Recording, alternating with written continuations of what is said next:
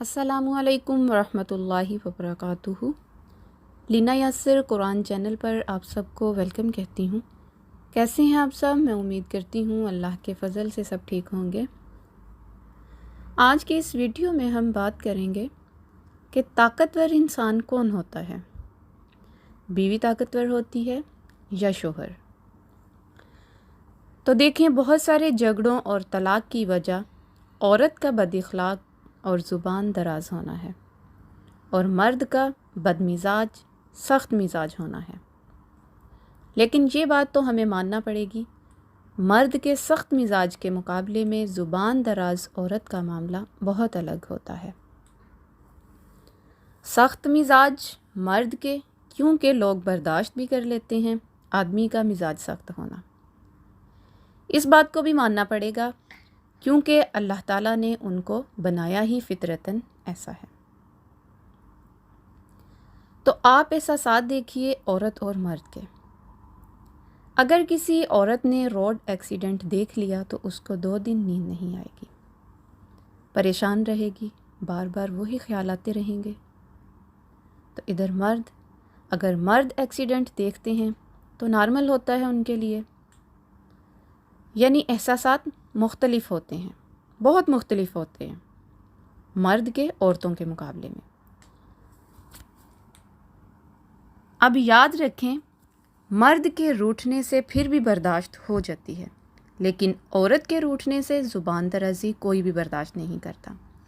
मैं ये नहीं कह रही कि मर्द का हक़ है वो नाराज़ रहे, औरत का हक़ है वो नाराज़ रहे, नहीं, ऐसा बिल्कुल भी नहीं।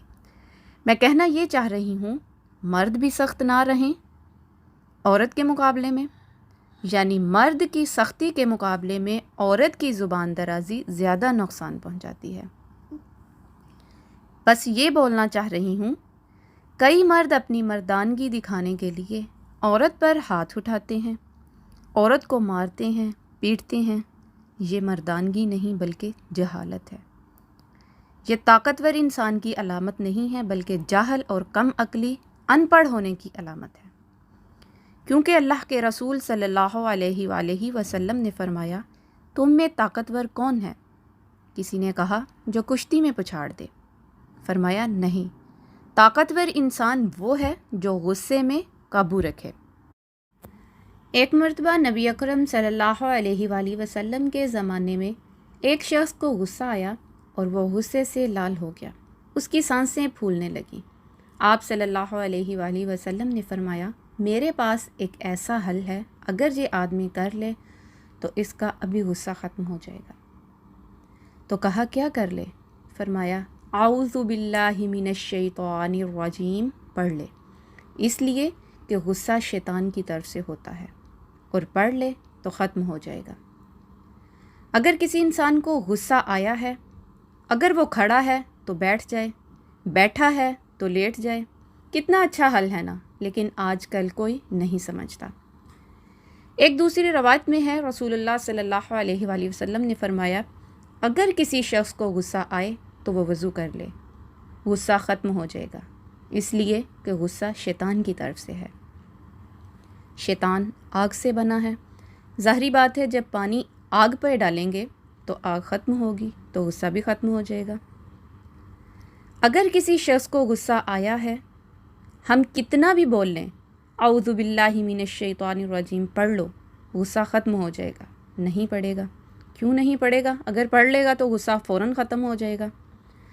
तो बीवियां भी इस मामले में ख़्याल रखें कि अगर शोहर का पता है कि उसकी एंड लिमिट गुस्से की कहाँ तक है, तो वो वहाँ तक शोहर को जाने ही ना दें। और अगर शोहर को गुस्सा आ रहा है तो उसकी नज़रों में नज़रें मिलाकर कभी भी ना देखें।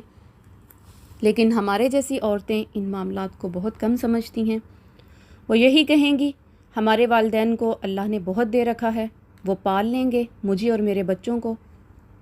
कोई नहीं पालता।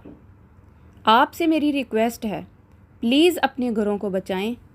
आपका घर सिर्फ़ आपका ससुराल है, आपका घर, आपकी पूरी दुनिया आपका शोहर है।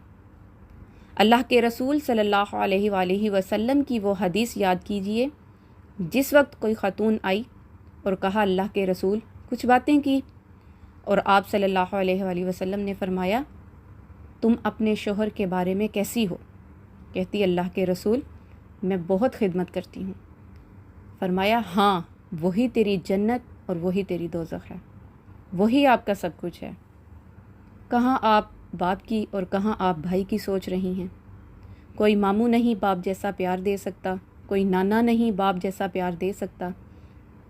اسی لیے اپنے گھروں کو بچائیں، چھوٹی چھوٹی باتوں کو نظر انداز کیجئے اور سکون سے اپنے گھروں کو آباد کیجئے۔ بچوں کے سامنے ان معاملات سے دور رہیے۔ بچوں پر بہت برا اثر پڑتا ہے کیونکہ بچے ہماری طرف دیکھ کر ہی سیکھتے ہیں، محبتیں بھی، نفرتیں بھی اور عبادتیں بھی۔ تو میری آپ سے ریکویسٹ ہے اپنے گھروں کو بچائیے، سلوک اتفاق سے رہیے، اپنے گھروں کو آباد کیجیے۔ اللہ پاک ہم سب کو سلوک اور اتفاق سے رہنے کی توفیق دے، ہمیں شوہر کی عزت کرنے کی توفیق دے اور شوہر کو بیوی کی عزت کرنے کی توفیق دے۔ اپنا بہت سا خیال رکھیے گا۔ اللہ حافظ، فی امان اللہ۔